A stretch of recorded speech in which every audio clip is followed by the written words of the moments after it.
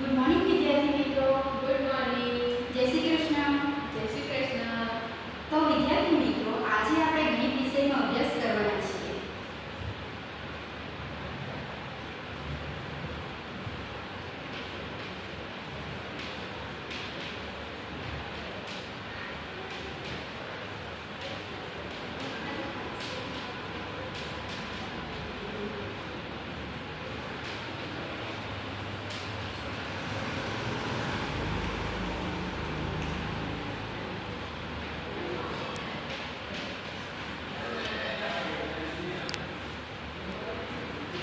તો વિદ્યાર્થી મિત્રો, સૌપ્રથમ હું તમને થોડાક પ્રશ્નો પૂછીશ.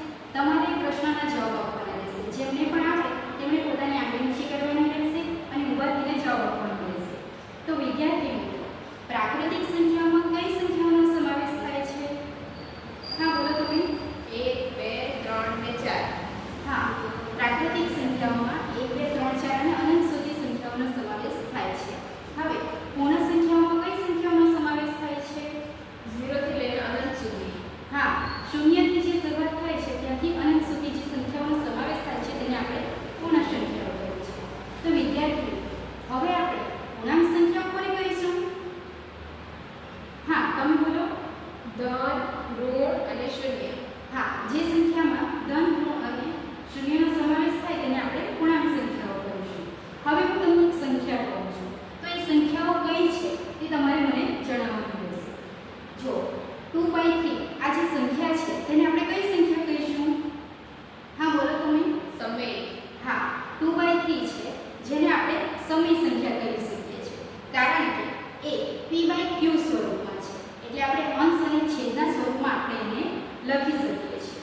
તો વિદ્યાર્થી મિત્રો, આજે આપણે સમય સંખ્યાઓ વિશે અભ્યાસ કરીશું.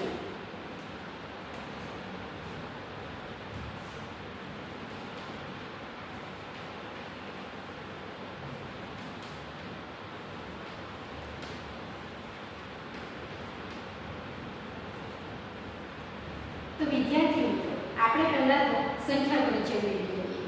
તો પૂર્ણ સંખ્યાઓમાં શૂન્યથી જે શરૂઆત થાય છે કે 0 1 2 3 અપ ટુ 100 એ બધી સંખ્યાઓ પૂર્ણ સંખ્યા.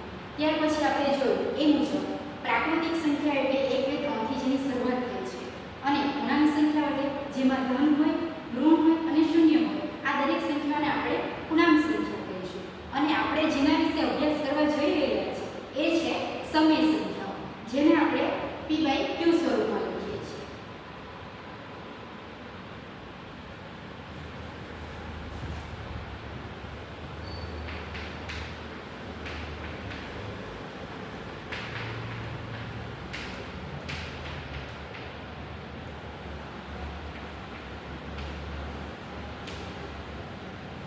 હવે આ તરફ આપણે સમય સંખ્યા વિશે જોયું કે આપણે p/q સ્વરૂપમાં લખી શકીએ, એટલે કે અંશ અને છેદના સ્વરૂપમાં લખી શકીએ.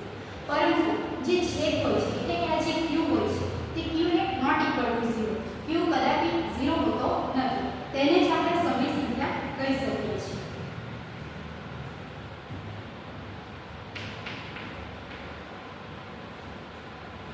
તો વિદ્યાર્થી મિત્રો, હવે આપણે આગળ સમય સંખ્યાના ગુણધર્મો વિશે જોઈશું. અને સમય સંખ્યાના ગુણધર્મોમાં આપણે સૌપ્રથમ તેની સંવૃત્તના નિયમો ચકાસીશું.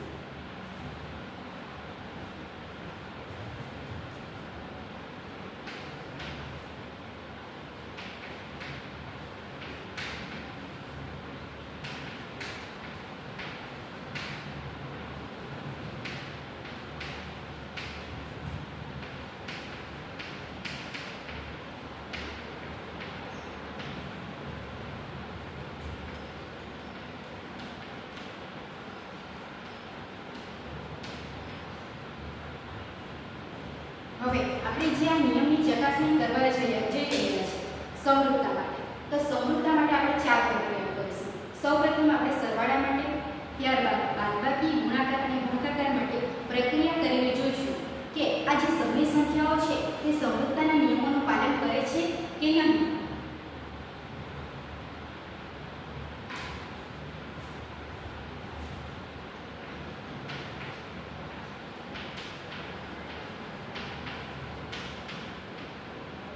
તો વિદ્યાર્થી મિત્રો, હવે હું તમને એક ઉદાહરણ બતાવીશ તે તમારે ધ્યાન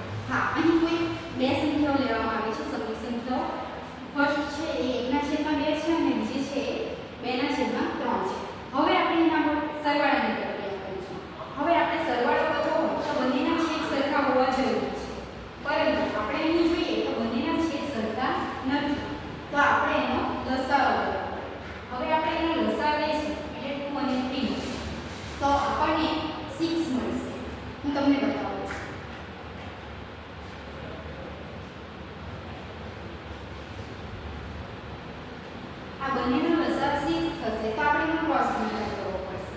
એટલે આ જે 3 છે એ અહીં ગુણાશે એક સાથે, અને આ જે 2 છે એ આ 2 સાથે ગુણાશે એટલે 2 દુ 4 થશે.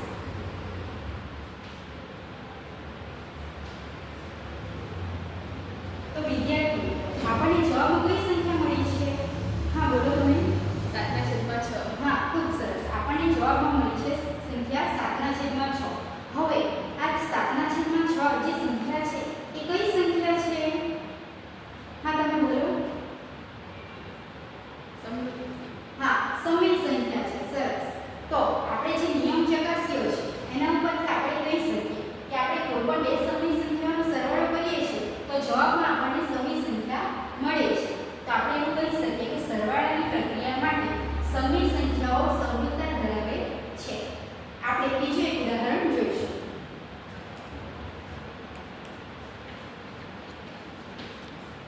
તો વિદ્યાર્થી મિત્રો, હવે તમારે મને કોઈ પણ બે સમય સંખ્યાઓ જણાવવાની રહેશે. હા બોલો તમે. 1/2 માઈનસ 2/3. ઉપાધિ બોલો પાછળ. 1/2 હા માઈનસ 2/3. હા, 1/2 અને 2/3 સંખ્યા લીધી છે આપણે. તમે કોઈ પણ બીજી સંખ્યાઓ જણાવો. 3/4 વત્તા 1/3. ઓકે. 3/4 અને બીજી સંખ્યા કઈ લીધી છે તમે? 1/3. 1/3. જો આપણે અહીં કુલ બે સંખ્યાઓ લીધી છે. હવે બંનેના છેદ પાછા સરખા નથી. આપણે લસાઅ લેવાની જરૂર પડશે. હવે આપણે લસાઅ લઈશું તો આપણને લસાઅમાં જવાબ મળશે 12. લસાઅ 12 મળશે તો આપણે ફરી ક્રોસ ગુણાકાર કરવાની જરૂર પડશે. આપણે કરશું ક્રોસ ગુણાકાર તો 3 તારી 9 ને વત્તા 4.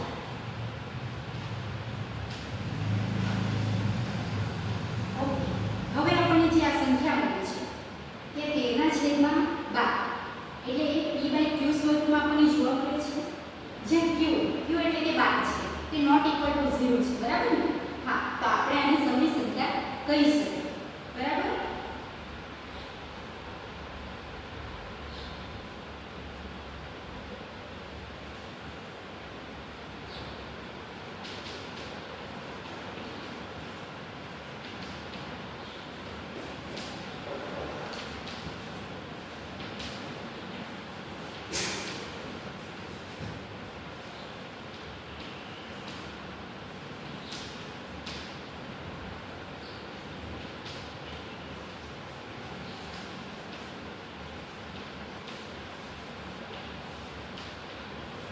તો વિદ્યાર્થી મિત્રો, હવે તમે તમારી નોટબુકમાં નોંધ કરી લો.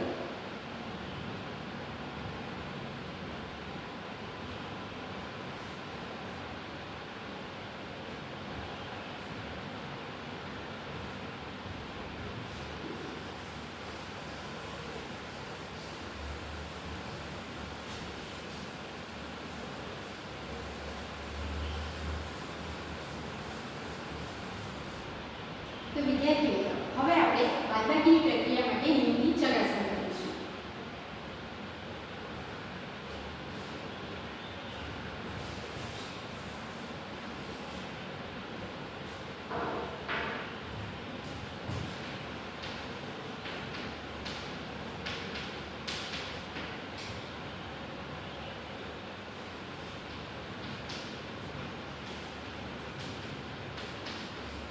હવે હું કોઈ પણ બે સમય સંખ્યા લઉં છું અને અહીં બાદબાકીની પ્રક્રિયા કરીને તમને બતાવીશ.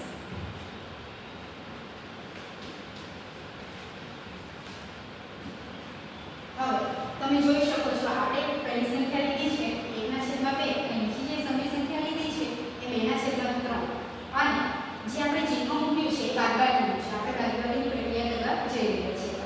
હવે હું બાદબાકી કરીશ. તો પહેલા તો આપણે છેદ જોઈશું. તો છેદ અલગ અલગ છે. પાછો લસાઅ લેવાની જરૂર છે. તો આપણે આગળ જોઈ ગયા તે મુજબ જો છેદમાં 2 અને 3 હશે તો એનો લસાઅ આવશે 6.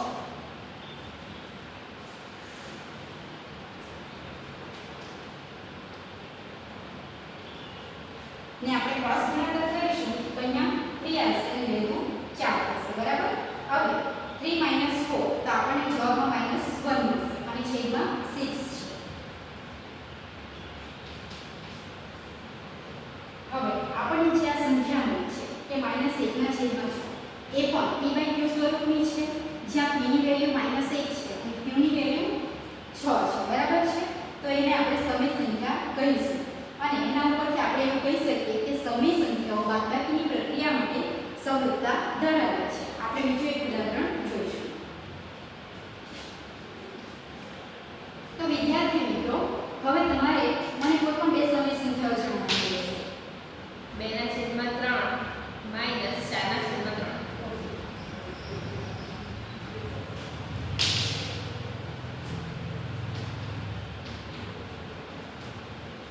તો આપણે ફર્સ્ટ વન લીધી છે 2/3 અને બીજી લીધી છે 4/3. હવે આપણે છેદને જોઈશું. તો બંનેના છેદ સરખા છે. બરાબર છે? તો લસા આપણો 3 થશે. બરાબર? આપણે લસા કરવાની જરૂર પડશે નહીં. તો હું અહીં છેદમાં 3 લખી દઉં છું. હવે ઉપરની જે સંખ્યાઓ છે એને ઉપર આપણે લખીશું. હવે આપણે જે 2 - 4 કરીશું તો આપણને જવાબમાં -2 મળશે અને છેદમાં તો 3 છે. હવે આ જે સંખ્યા મળી છે, બરાબર, એ પણ p/q સ્વરૂપની જ છે, જે p ની વેલ્યુ -2 છે અને q ની વેલ્યુ 3 છે. તો આપણે એને પણ સમય સંખ્યા કહી શકીએ. અને જે આગળ આપણે જોયું તે પ્રમાણે આ સમરૂપતાના નિયમનું પાલન કરે છે બાદબાકીની પ્રક્રિયા.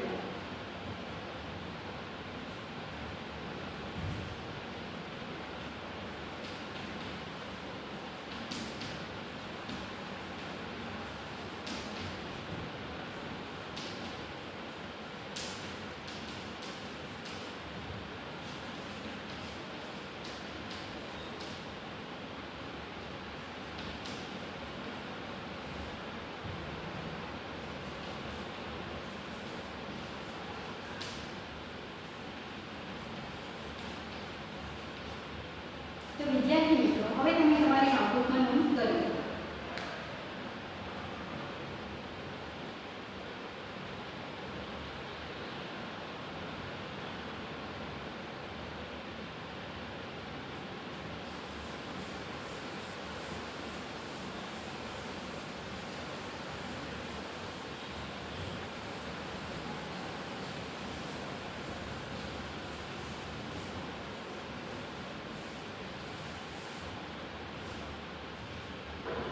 તો વિદ્યાર્થી મિત્રો, હવે આપણે આગળ ગુણાકારની પ્રક્રિયા માટે નિયમની ચકાસણી કરીશું.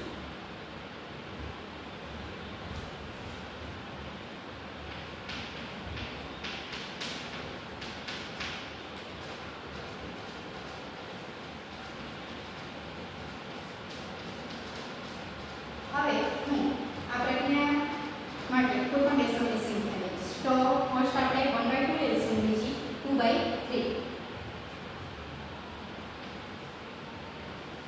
હવે આપણે અહીં કઈ પ્રક્રિયા કરવા જઈ રહ્યા છીએ? હા, બોલો તમે. સમય સંખ્યાઓ માટે આપણે ગુણાકારની પ્રક્રિયા કરવા જઈ રહ્યા છીએ.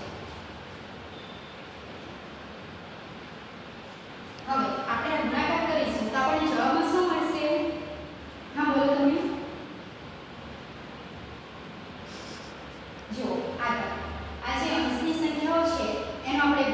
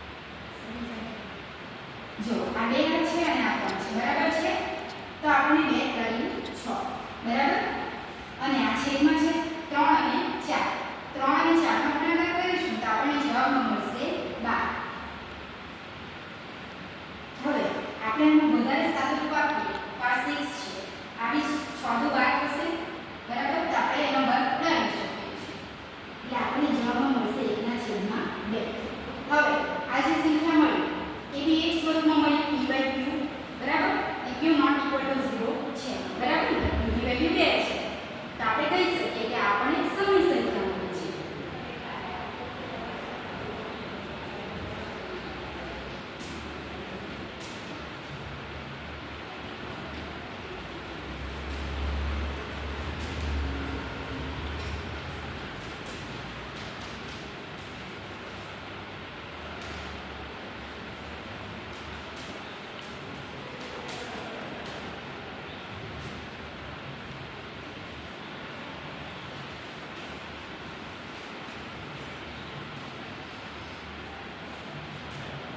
તો વિદ્યાર્થી મિત્રો હવે તમે તમારી નોટબુકમાં નોંધ કરો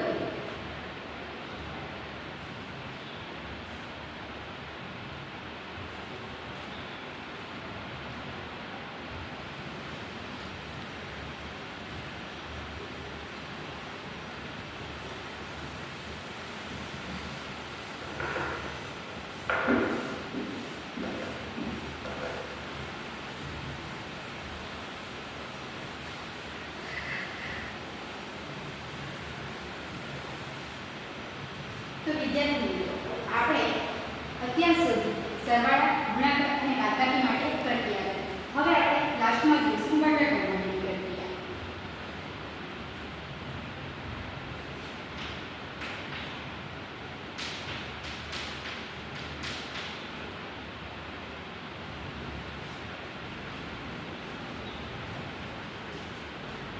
હવે હું તમને એક ઉદાહરણ બતાવીશ અને એની ચકાસણી કરશું જો હવે આપણે ભાગાકારની પ્રક્રિયા કરીશું તો કોઈ પણ એક સમય સંખ્યા લઈશું બરાબર અને વચ્ચે આપણે ભાગાકારનું ચિહ્ન મૂકીશું બીજી સમય સંખ્યા લઈશું આપણે ભાગાકાર કરવાની ટ્રાય કરીશું પરંતુ આ એક એવી પ્રક્રિયા છે કે જવાબમાં આપણને અવ્યાખ્યાયિત પદ મળે છે હું તમને કરીને બતાવીશ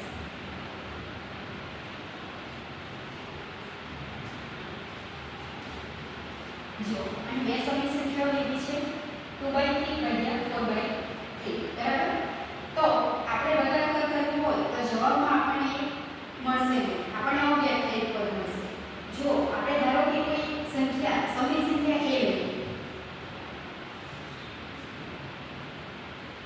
એ કોઈ સમય સંખ્યા છે એટલે p/q સ્વરૂપની હશે બરાબર છે હવે આપણે ભાગ્યાનો 0 કરીશું તો આપણને અવ્યાખ્યાયિત પદ મળશે બરાબર એનો અર્થ એવો થશે કે આ સમય સંખ્યાઓ છે તે ભાગાકારની પ્રક્રિયા માટે સમૃદ્ધતા ધરાવતી નથી બરાબર આપણને એના જવાબમાં સમય સંખ્યા મળશે નહીં બરાબર એના માટે આ નિયમનું પાલન થતું નથી એવું આપણે કહીશું